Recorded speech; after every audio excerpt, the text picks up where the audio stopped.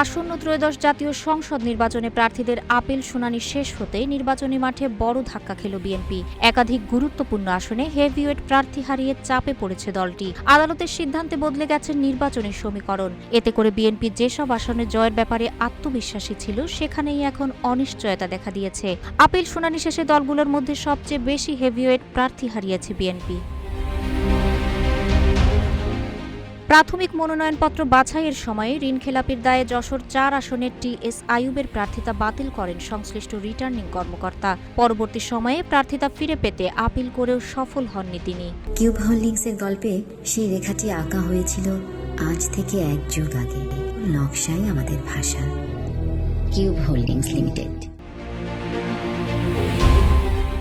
অন্যদিকে কুমিল্লার ৪ আসনের রিটার্নিং কর্মকর্তা মঞ্জুরুল আহসান মুন্সিকে প্রাথমিকভাবে বৈধ ঘোষণা করলেও তার বিরুদ্ধে ব্যাংক ঋণখেলাপির অভিযোগে আপিল করে একই আসনে তার প্রতিদ্বন্দ্বী প্রার্থী জাতীয় নাগরিক পার্টির হাসনাত আব্দুল্লাহ। এরপর আপিল শুনানিতে ঋণ পরিশোধ সংক্রান্ত কাগজপত্রে অসঙ্গতি অভিযোগের বিপরীতে যথেষ্ট প্রমাণ না থাকায় মুন্সির প্রার্থিতা বাতিল ঘোষণা করা হয়।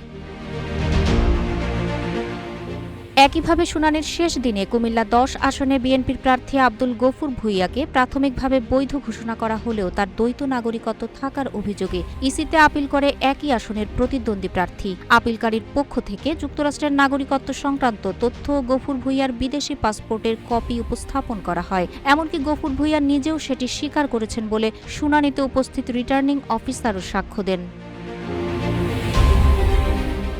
শুনানির শেষ দিনে চট্টগ্রাম ২ আসনের বিএনপি প্রার্থী সরোয়ার আলমগীরের প্রার্থিতা বাতিল করেছে ইসি। তার বিরুদ্ধে ঋণখেলাপি হওয়ার আপিল করেছিলেন একই আসনে জামায়াত মনোনীত প্রার্থী মোহাম্মদ নুরুল আমিন। এছাড়া কুমিল্লা ৩ আসনে বিএনপি মনোনীত প্রার্থী কাজী শাহ মোফাজ্জল হোসাইন কায়কোবাদের মনোনয়নপত্র বাতিলের আবেদন স্থগিত রেখেছে নির্বাচন কমিশন ইসি।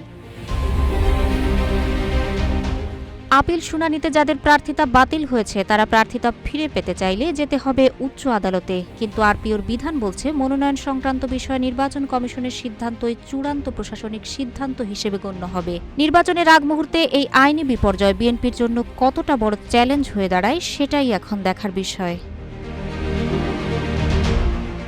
তাহের আক্তার, রূপালী বাংলাদেশ।